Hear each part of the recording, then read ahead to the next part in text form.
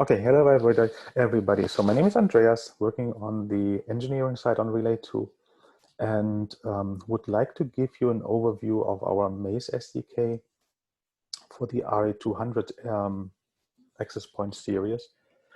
So in this session, you will get an overview of how the SDK works, how to get it installed, and how to get a first application compiled and also deployed through the NMS. So I will just first go through the slides actually, which show you how things are done. And then at the end, I will have like a live walkthrough how this can be done actually. So with the actual tools and how it looks like. As I said, actually, so I'm recording this session actually, so and we'll send out the video file after the meeting so everybody can replay and watch it again. If you have any questions, please feel free to ask immediately. So just interrupt me and ask the question. So I think that's the best in order to have the context for the question and then answer it immediately. So the objective for this session is that you see the MASE concepts. So what is behind the whole application environment, that you get a picture of the MASE SDK, and then a walkthrough how you would create and compile and deploy a first application, so that at the end, so you have the ability to create these things, compile and deploy applications yourself actually, so in the actual environment. So starting with the concepts. So MASE stands for Mobile Application Service Engine and is a Relay 2 proprietary Linux container environment. So this is using the same mechanism as Docker or LXC is using actually in terms of how you would isolate an application inside the Linux environment. And so we took these concepts actually and created our own proprietary container environment for the Relay 2 RA200 platform. Primarily because the RA200 platform is based on a MIPS processor, and there was no Docker environment available for this environment. So we basically came up with our own concepts, how we could create a container environment and allow applications to run in an isolated environment on our AP platform. So this environment enables you to deploy your own applications on a cluster of Relay 2 access points. And a cluster means here that applications are assigned to access points by mobility domain. So depending on which mobility domain the access point belongs to, the applications will be then pushed and installed to those access points through the NMS. We will see that later in this session. So all the management, deployment, and configuration will be done centrally in our cloud-based NMS. So later in the workflow, you will see that the application needs to be published on the NMS in our cloud system. And then you have the ability to assign these applications to certain mobility domains, and with a mobility domain to specific access points. And so the application will then be automatically deployed to those access points, installed and executed. As I said earlier, actually, so this is a Linux container environment, and the application themselves are isolated from each other. So they have their own file system, so they will only see parts of the shared file system in the access point, depending on how you configure it, and are isolated through these container mechanisms. We have also resource restrictions in place, which are monitoring the specific containers and allow certain amount of memory to be used, certain amount of disk capacity, and also CPU time actually, so that not a single application can basically bring down the access point by misbehaving. On the memory side, actually, so we have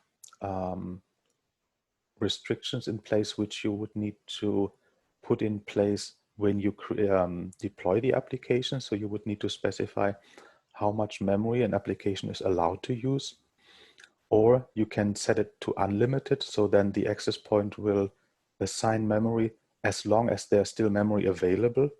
And once all the memory is used, then the application will be killed at the end. So this is kind of like the unrestricted use case. But typically you don't want to do that actually. So you would monitor your application and measure the memory footprint, and then assign the needed memory footprint plus some margin actually, so that the application can run safely, not interfering with the rest of the access point. Similarly for disk, so we have two concepts for the disk usage. So first concept is very strict. So you would need to assign a certain amount of disk space you are allowed the application to use. You can say like you allow the application to use, let's say like 100 megabyte or 1 gigabyte. And this will create a dedicated file system for the application. And it will be pre-assigned, and then the application can only use up to this amount of disk space. We have also a mode where we can say we don't know exactly upfront how much disk space the application might use. So we go for like what we call a shared model, so that the MASE application is using like a shared file system on the access point. This is kind of like a file system which is used for temporary data and also for ECH, for instance. So if you use the ECH concept, also the data will be stored there.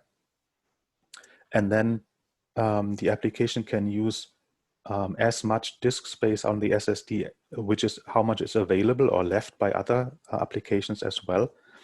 And so it will not, there will be no restriction enforced, except that I think there's a 100 megabyte margin we are reserving for the access point itself. Then otherwise the application can use all the available memory. For the standard models we have with the 8 gigabyte SSD, in the shared model, you can use up to 5.8 gigabytes actually, so for applications and ECH, which would be freely available there. And similarly for the CPU time actually, so there's no unlimited case actually, so we have a mechanism in place to prevent the starvation of the main operating system actually. And so if an application is consuming more than 98% of the CPU time for longer than a couple of minutes, the application will be killed actually. So because otherwise it will endanger the regular function of the access point. And I think there's no way around actually this restriction. And as you can see in the picture below, the RE200 access point is allowing more than one MASE container. So that means you can deploy a number of MASE applications to the access points, and we have no hard limit on the number of containers being deployed. It's just how much resources are still available on the access point. So if there's, for instance, the memory and disk reservations will exceed the amount which is available on that access point, it will then stop deploying container applications to these access point. But up to then, you are free to deploy these containers actually, so as you wish. Also, every ECH space is deployed through one of these containers actually, so they are counting into the resource usage and also in the number of containers as well. So the mechanisms behind ECH is also running inside this container environment.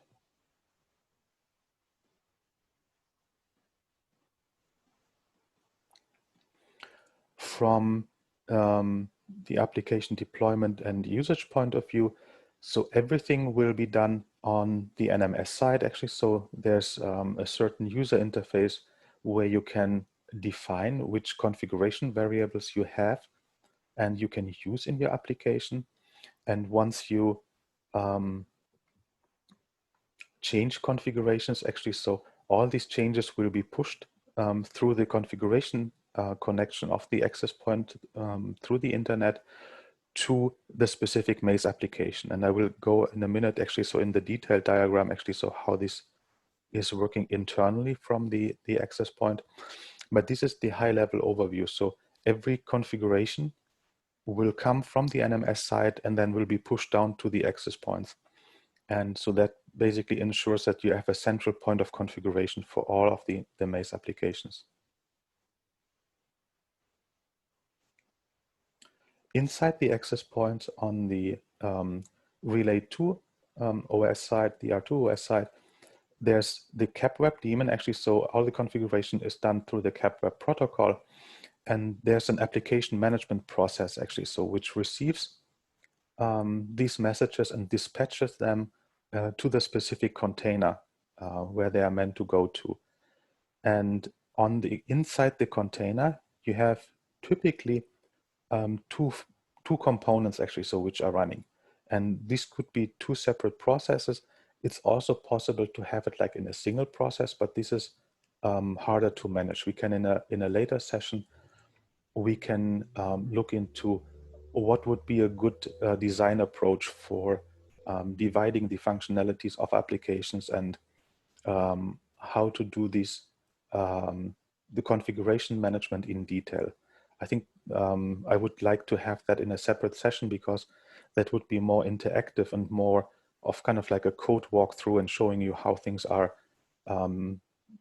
typically done in order to allow for a good design of the application. But in general, so we are proposing that you would have like an app management agent inside the container as well, which is then receiving the configuration information and then creating an environment for the application so that it can consume this configuration and apply it to the functionality. So this is how the typical design would look like.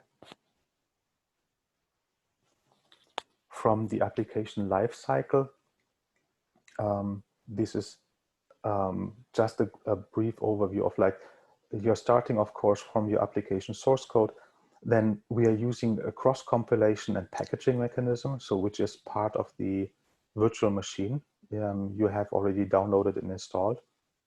So this gives you a complete development station, which is doing the cross compilation on your PC and also the packaging of the software.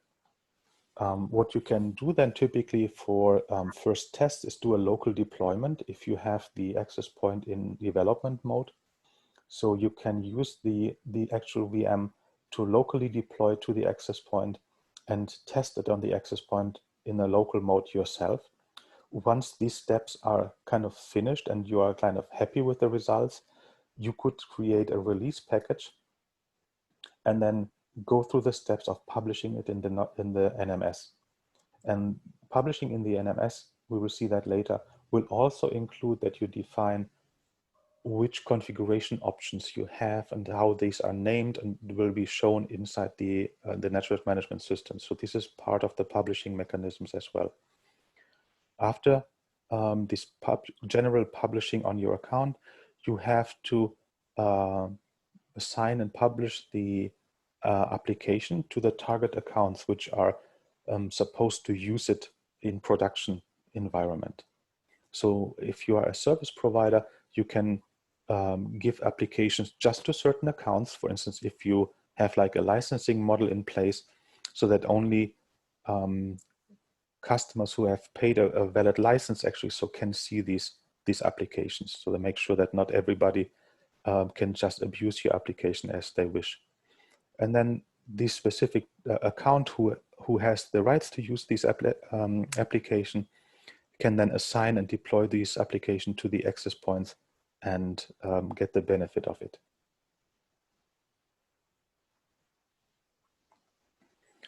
So I think that concludes the overview. And now we are going to the MASE SDK itself. So as I said earlier, The MASE SDK is a cross-compilation environment, meaning we have a host development machine, which is hosting all the tools and the software development environment, and is compiling the source code into the target machine's binary code. So the target machine is here the RA200 access point, which is running a MIPS processor. And the host machine is a regular PC running the virtual machine we prepared. And it's right now, it's running on Ubuntu 12.04. This is a quite old release, but still it's doing its job actually. So for the virtual machine and for all the development purposes. So in the environment, you can see like this is like your development system, and through the network actually, so you can deploy then the resulting software to the target APs. So that is the current setup. We don't have a simulation environment, but we really need the physical access point in order to execute the resulting binaries. So for the MASE SDK, I saw already actually before Doug mentioned that he installed and had everything being ready actually. So for this SDK, we have this virtual machine, and for the development purposes, we are using the username which is called test, password is relay2, and the main development directory where all the software is stored is in, once you are logged in inside relay2, the RE2XX SDK, and then OpenWRT SDK. So this is where the root directory of all the software development is. If you followed the SDK users guide, you can SSH actually so into the virtual machine at port 4022 and can interact with the virtual machine on that level if you don't want to use like the graphical user interface. So there's the SSH usage might be good if you run a VM on a more powerful machine somewhere in your data center and you're just using it remotely without a graphical console. And what we are doing right in this session, so we will go through the MASE app creation by using the application wizard we have provided inside the SDK, which is called add package. And this will interactively ask you for certain parameters actually. So, and then we'll create an app skeleton, which you can use then to develop your own application functionality if you like. For the application wizard, it's using the C programming language. So it will create an app skeleton for the C language. From development perspective, we are supporting C, C++, and Python as development languages for MASE applications. In Python, it's version 2.7. And for Python, we are also supporting the Flask environment. So you would have like a certain frameworks available and libraries inside the SDK, which would make it easier to create the MASE applications actually so for you. What we have typically seen the applications being developed are typically a mix between Python and C. We are also supporting Go as a language because Go can produce static binaries actually so for MIPS platform which run on our AP. And so but this would be like a separate session to show how that could be done. And typically all the configuration interfaces are typically implemented in Python for flexibility purposes. So there's a typical Python process running, which is then receiving and applying the configuration from the NMS side through the IPC mechanisms we showed earlier, and applying that then to the application.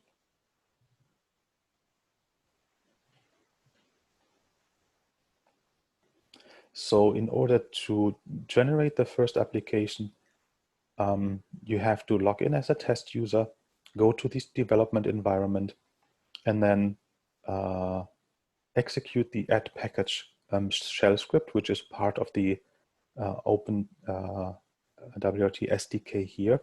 And this will generate interactively these new applications.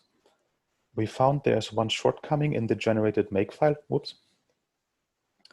So you would need to add two libraries actually, so to the makefile in order to successfully compile this package. And I will show you later on how that is being done.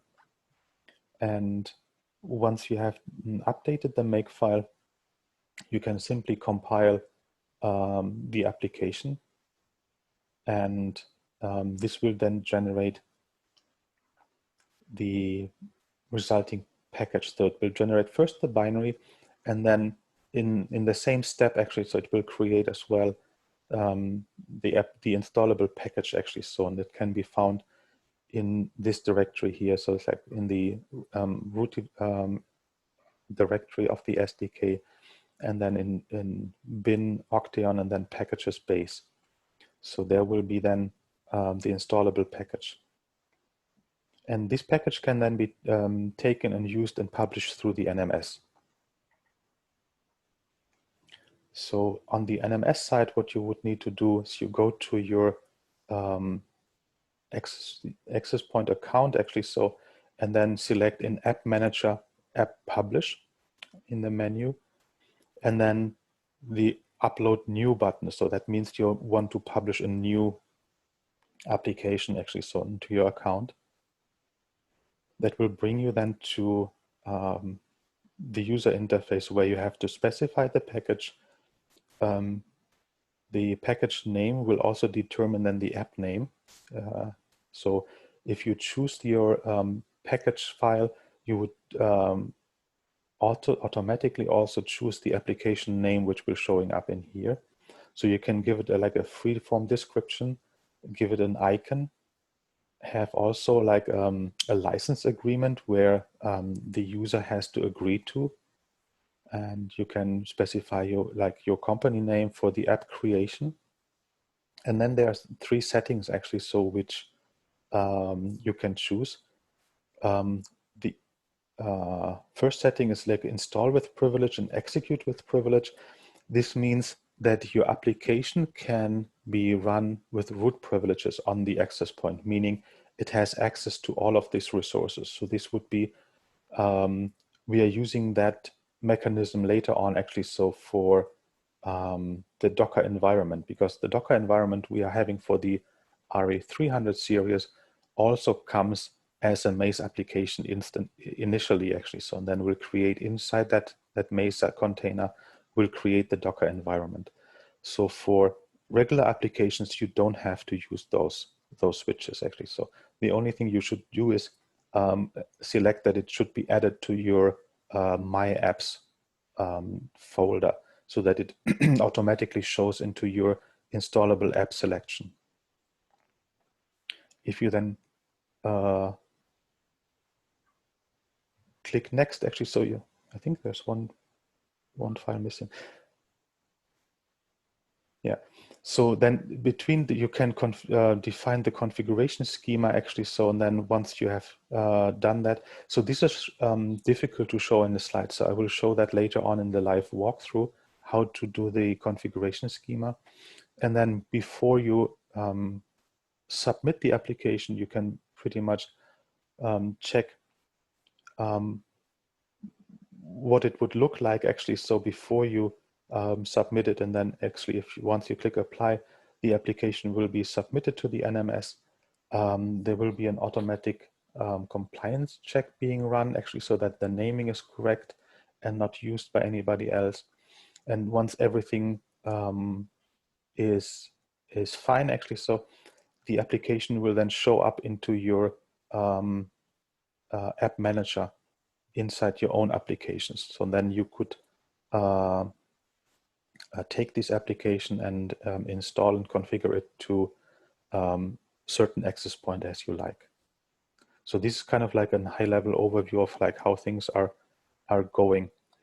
Are there any questions before I go to the terminal session and basically walk through the steps like live in this environment?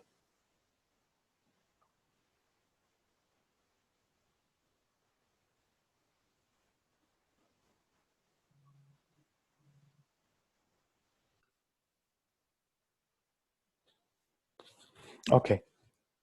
So now, as you can see, so we have the virtual machine running here on the on my laptop in the background. But because the screen resolution is a little difficult to see, so I will use then the regular SSH access, because then the font is more visible to you, and then actually it's easier to follow. So as I said, if you installed the virtual machine according to the instructions in the user guide, you would be able to SSH into the virtual machine through this port 4022. And the username is, as we said, test. And this is just the local host IP address for this machine.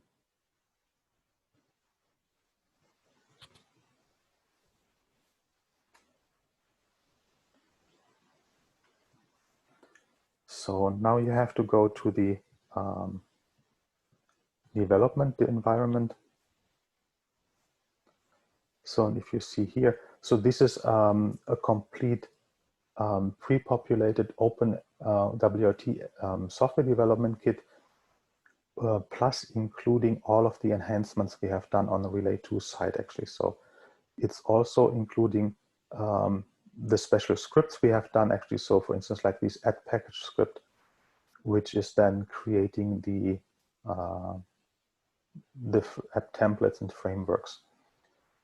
Also, if you want to see, we have also some pre-packaged samples. So if you go to package, you can see a number, everything starting with R2. There are a number of sample applications actually, so already in here, which are showing different aspects of the MASE framework. So the first two are looking into the cron daemon actually, so to run periodic tasks on the access point and how you would do that actually, so through a MASE application. The demo app is just like a basic skeleton, which you can use.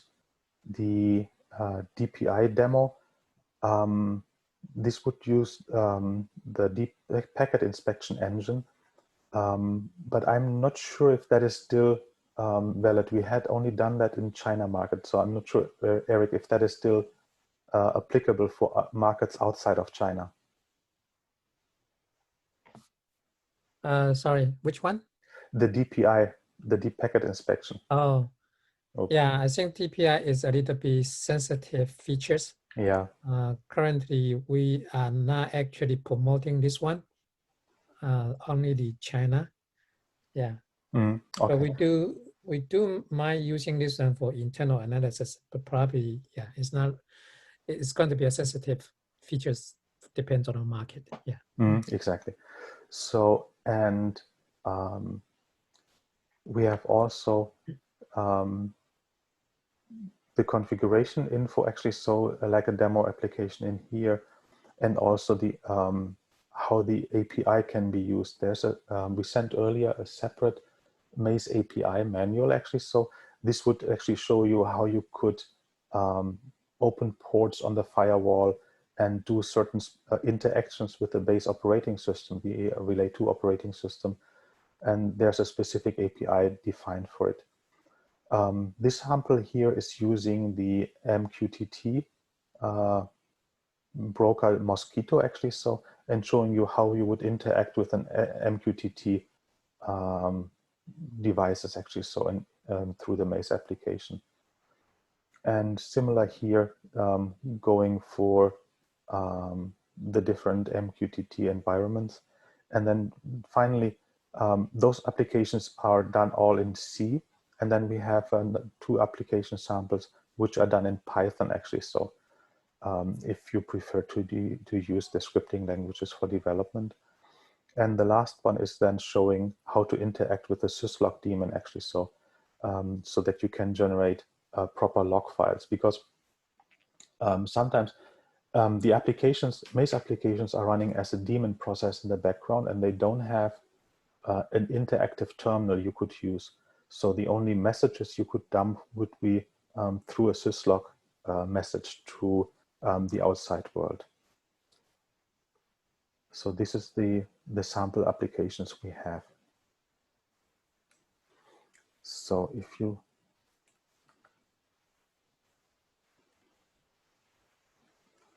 go up, so if we are now starting the application wizard, so it has an interactive mode. You can just like start it from the command line. It will ask you all the parameters you would need to have. It needs to have. You can say like the application is like the my sample actually. So, and then it asks for the version number. So default is like 1, and then the revision. So this would be 1.0 as an application. And then it's asking you for the physical memory size of the application in kilobytes. So this would then be the restriction of main memory it can use. So we can say like either if it's, as it said here, if it's 0, it can use the system default memory, which is on the RA200 about 500 megabytes.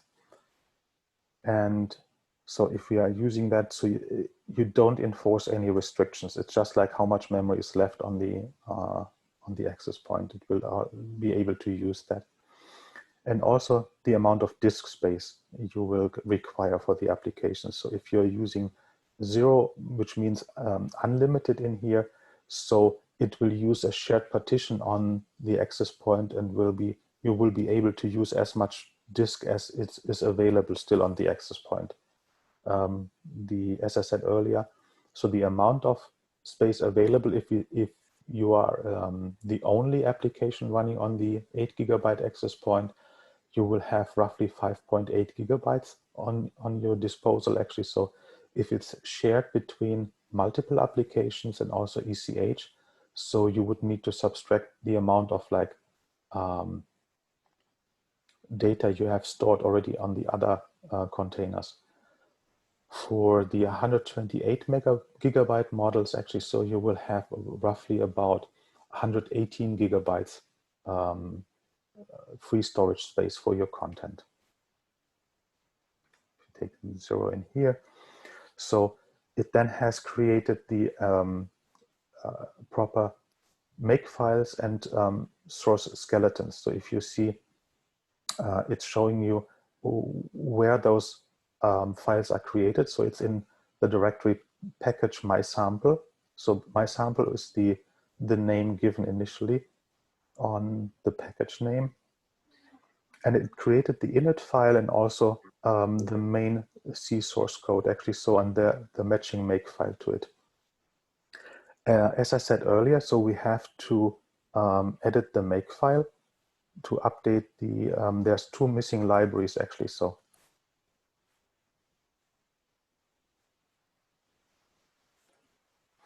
So if we are using this one here, so you would need to update the depends online. So it's like the libjson and JSON-C. And also, so this is the line you would need to modify to add the JSON libraries here in the dependency. And also, if you go further down the make file, the link flags actually so would need to be added, and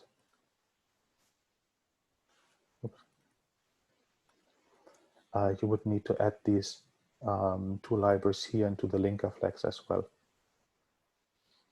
So if you would then say, if you want to compile this package, you can use this command here as set in the messages.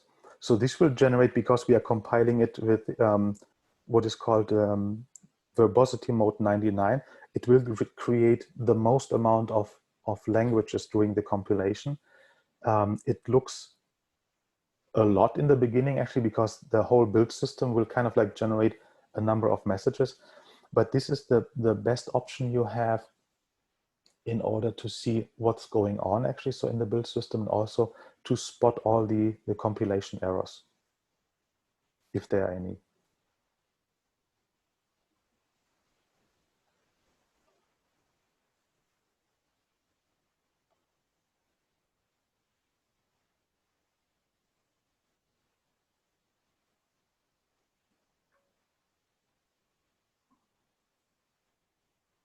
So this has been run through without an error message, actually. So, and then we should be able, if we go to, oops, to binary octane packages base, we should be able to see, this is then the installable package, actually, so which we generated out of these sample application packages in here. So this is how you would compile this stuff.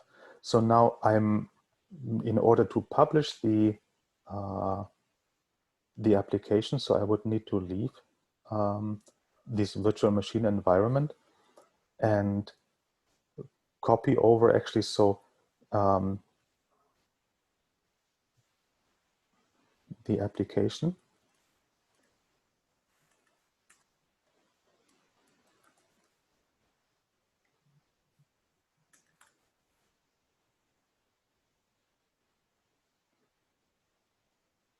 Okay, so this is the name. So I just copy it over here to be on my local laptop, so I can upload it to the NMS as a next step. Because right now the application is residing inside the virtual machine, so and it's not visible for my development machine right now immediately. So I need to copy out the sample IPK, which we just created. Now, if I'm going to, oops, where is it?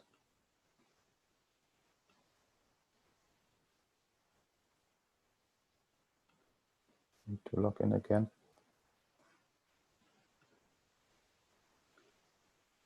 Here we go.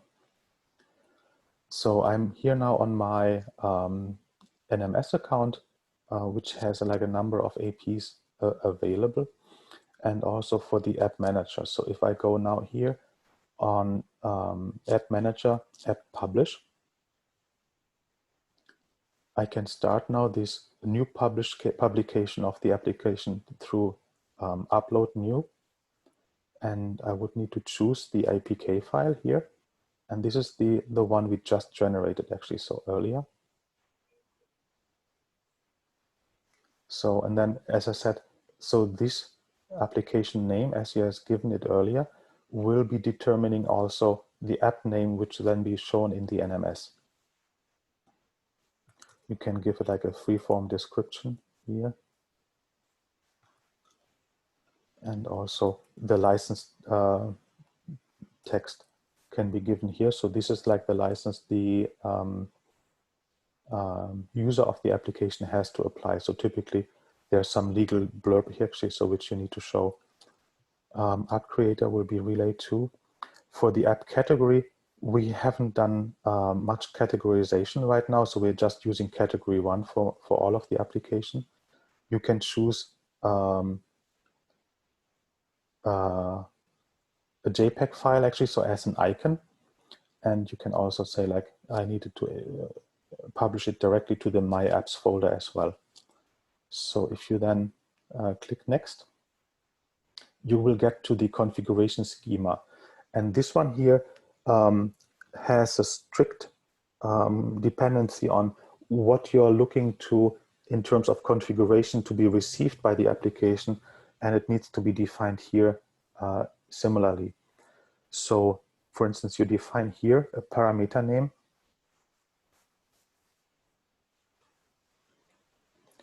Let's say it's called parameter 1, and then the display string will be the help text to it.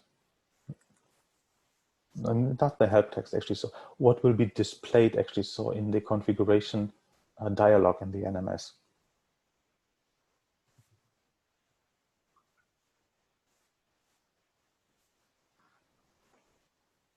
So then you can specify a type. You can choose between free-form text, an integer, a list, a checkbox, or a drop-down list. So we just go with the plain input text first, and the minimum length is 0, so it can be empty. Maximum length is like 256, you can specify this.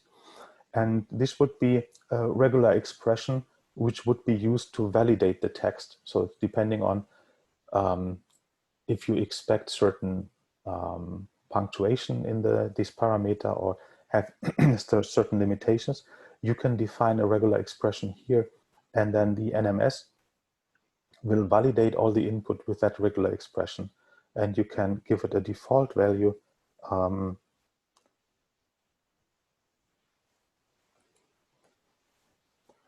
It's just like a free-form text, which is then the default. So you can add more of these parameters depending on like what you have defined in your application, and specify then all these values for different items. Let's say, for example,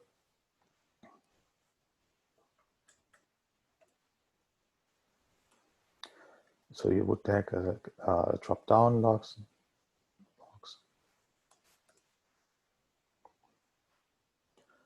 and then you say that drop-down list, and then you give the list of values here as a comma separated list. Let's say, for instance, you would specify like a protocol values. So you can say like it's TCP, UDP, or ICMP, and then the default value, which would be, you can choose here, and that will then show in the configuration dialog like this similar list here, and the default value will be chosen initially, so on and so on. So you have like a different mechanisms here how you can define these parameters. Once you are done, you go to the last step, and that basically shows you an overview of like what you have chosen for all these. And this is basically how the configuration which will be sent down to the application will look like in the JSON format. So you then say apply, the application will be uploaded and then automatically published in the App Store. So you can automatically, if you go to My Apps, you can automatically see the applications. So it's this one here. So if you go inside here, you see this is the My Sample application. And if you go to Profile, you could see this is the configuration section of the applications. So the profile name, which is always being created once you submit the application, is called default. So if you look into this, this will basically give you the default parameters you have given here. So you could change that, for instance, and say save, and then the default parameters, which will be always taken to or sent down to the application, will be changed. So it will be now the default will be ICMP instead of TCP, for instance. You can add certain profiles also if you like. And say this is UDP and this is updated. If you say add new, you get a new profile actually. So here with those parameters. So this is basically a collection of these configuration parameters. That comes into play when you want to install the application. So for instance, if you go now to the installation tab here, so you can choose the different profiles of the application. For instance, we just created this test profile. And then if you want to install it to the default mobility domain, let's first go maybe to show you which access points we have so that you see that. So we have, on this account, we have like 5 access points being online. 4 of them belong to the mobility domain called MinIO. So we are using these as a MinIO cluster development environment where we do all our testing. And I have a separate access point which just have like the default mobility domain. So, so we want to deploy the new application we just made to the default mobility domain and this single access point here. So if we go back to the App Manager, My Apps. So as I said, we have now these 2 profiles. So if we go now to the Install tab, we can use the test profile and then deploy it to the default mobility domain. We see it's just a single access point being assigned to this mobility domain. And if we say apply, the application will then be pushed down to this specific access point in that mobility domain and installed with this specific profile and this app version. So if we go to App Monitor, we should be seeing, we see these 4 access points running the MinIO application. And then this new one actually, so we just installed the My Sample application here. And you can get this runtime overview here as well. And yeah, so I think that's concluding actually, so what I wanted to show. So this would be the complete like overview of the life cycle of this software. So if you want to change anything or update anything, so you would basically go back to the virtual machine, change your source code, compile it, and then you can actually go through these steps again in order to deploy it to the access point and have all this configuration being assigned to it.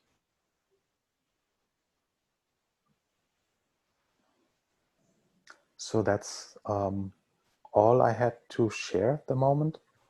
Are there any questions or anything we... When you went through the DPI, just curious, what is a DPI there? DPI stands for Deep Packet Inspection. So that would be an engine which is then taking a look into the network flows and can determine like source applications, for instance, how much traffic is done on Skype or how much traffic is done for a certain set of like WeChat, or I'm not sure if WhatsApp is being recognized, but a set of applications actually. So in order to determine what has been used on the network actually. So, and this is of course in the Western world seen as very sensitive information actually. So, and so right now we are only having this engine published on the Chinese market actually. So, but as Eric said, actually, I think it's, if there's an interest, we might be able to look into what we can do there.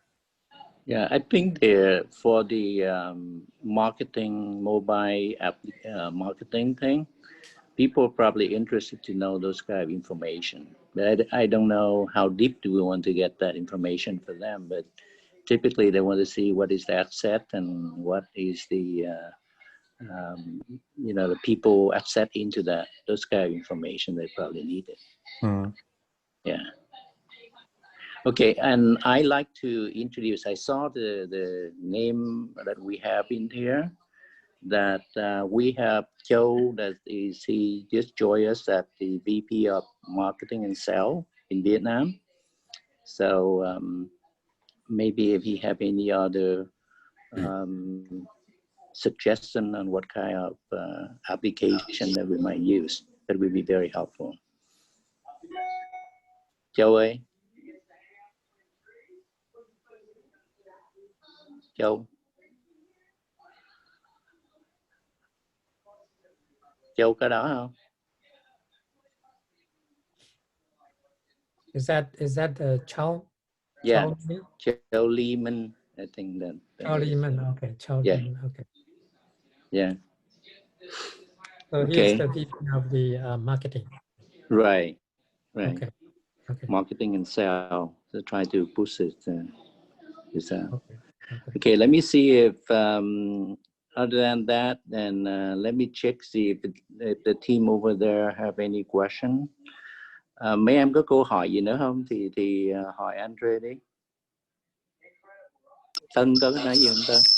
Không, tức là cái phần DPI anh Chí là một cái rất hay đấy. Cái DPI mà có sẵn ở trên cái này là cái rất hay để mình phân tích, để mình capture các cái phần dùng của họ ấy. Thì em nghĩ là mình có khi sẽ tìm hiểu sâu thêm một cái này. Con bạn nhỏ volume. Ok, Nam có vấn đề gì về cái ứng dụng lên trên cái này không Nam? Robot. Các bạn đang cần cái phần này đúng không?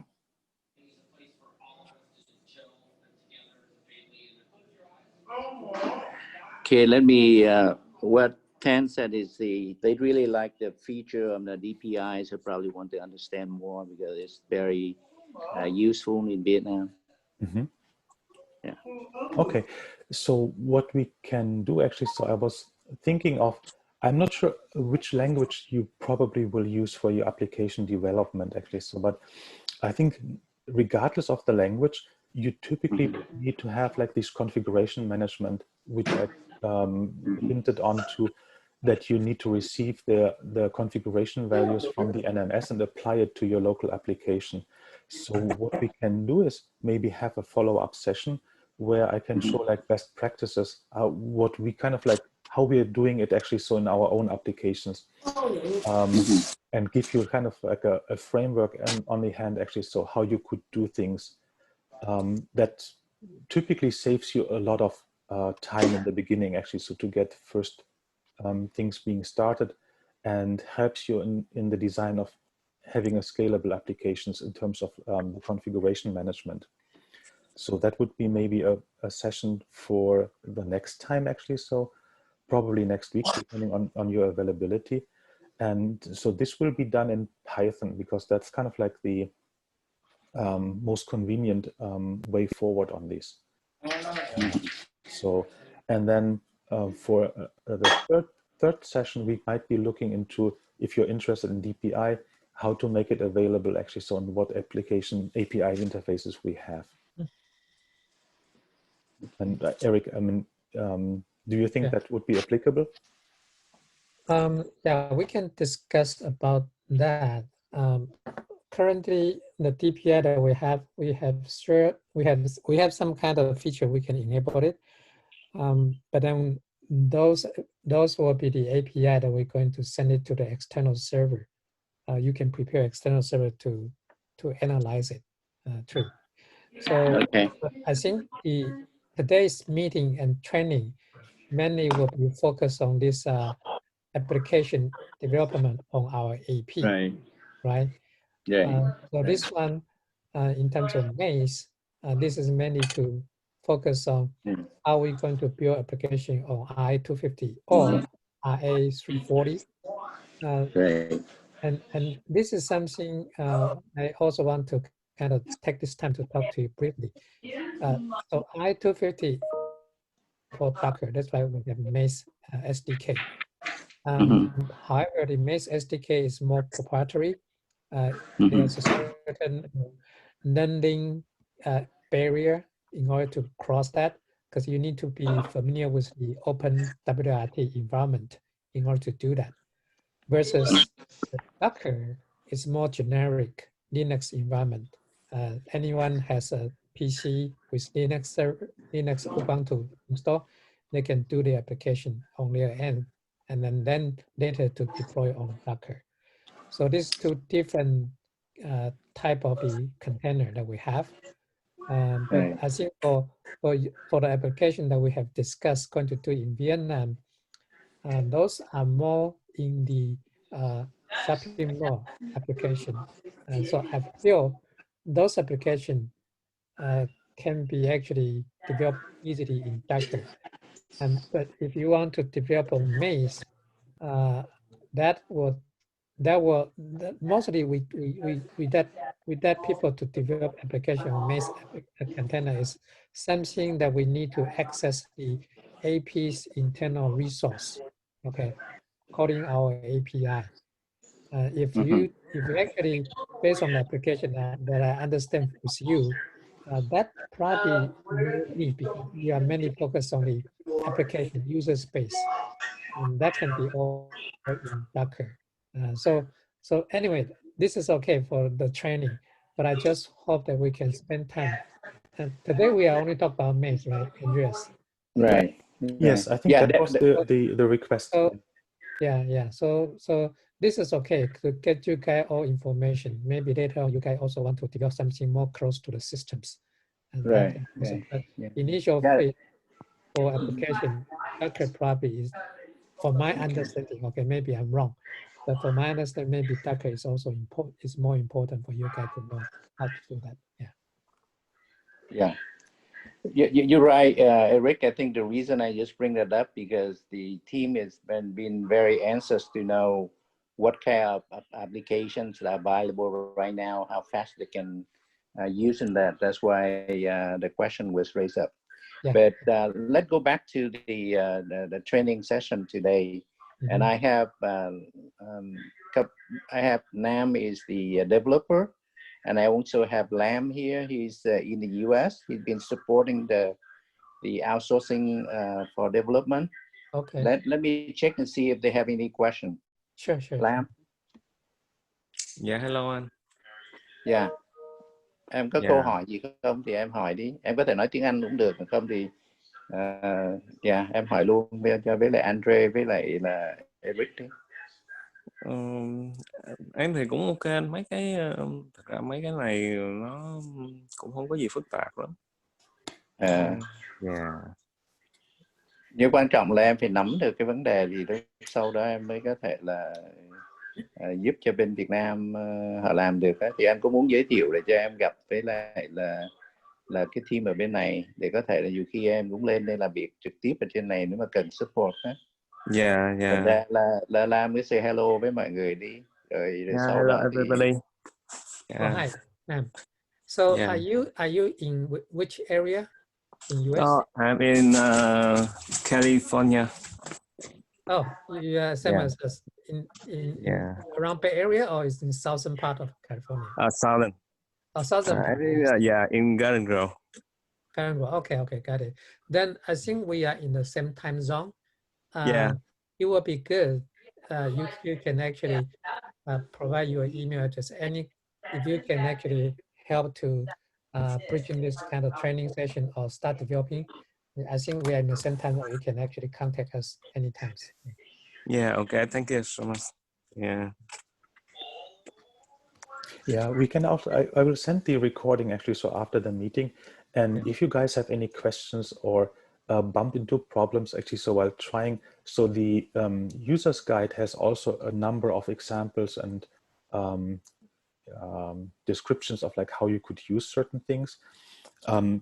Just feel free to send me an email or drop me a message on Skype once you bump into a problem or get stuck, and then we can figure out how to go forward on that. Yeah, okay. That's great, Andre. Yeah. Nam. I have Nam is the developer from an outsourcing company too. So Nam, do you have any question? Nam, em có câu hỏi gì không? Em chưa có câu hỏi gì ạ. Cái tài liệu mà hôm trước em nhận được thì nó chưa rõ ràng lắm về cái việc mà dựng một cái app với lại build cái app như nào, thì hôm nay nghe Andrea giới thiệu thì em thấy ok rồi, thì để em thử xong thì cần thì em hỏi thêm sau ấy. Okay. Vâng. Okay. Okay. Yeah. Nam said that this presentation is very helpful. He's received it before, but he not really understand it until today. So you did a good job, Andre. Oh, thank you. And he will we'll try some of the application. If you have any question, he will ask later. Okay, good. So Nam is both in US? No, Nam is in Vietnam. Oh, Nam. Okay, Nam was in Vietnam, and Lam is right. Okay. Yeah. Right. Lam is here. Both pronounced pretty similar. So we have to get the guy in the US to support in Vietnam. Of course, that would be better. Yeah, of course. Yeah. So I would suggest that when Andrea send out this presentation to, how are we going to send it out? And we don't know the email address, or we have it. Why don't you send it out to Dick at the contact point now, and Dick will form the list of all of the email and send it to you. Yeah. Okay. Okay, that would be great. So we know who, and Nam, since you are in US, I will hope that you can take all the initiative or proactively contact us if you have any question anytime. Okay. Okay, thank you. Ok, Tân có câu hỏi gì nữa không Tân, hay có gì nữa không? Dạ không anh, chắc là cái phần này thì em cũng biết qua đấy, rồi mai em xem lại record có cái gì đấy thì em sẽ bảo quả hỏi, mình trao đổi trước, xong chưa rõ thì mình sẽ hỏi anh. Dạ. Okay, so the team is fine right now. So if they have any other question, they will contact later. Sure. Okay. Okay. Well, thank you so much, Andre and Eric, for thank you. Good instruction. Okay. Yeah. Thank you, Okay. guys. Thank you, Eric. Thank you, Andrew. Thanks everyone for your time. I'll call you later. Okay. Okay. Thank you. Thanks. Thank you. Bye bye.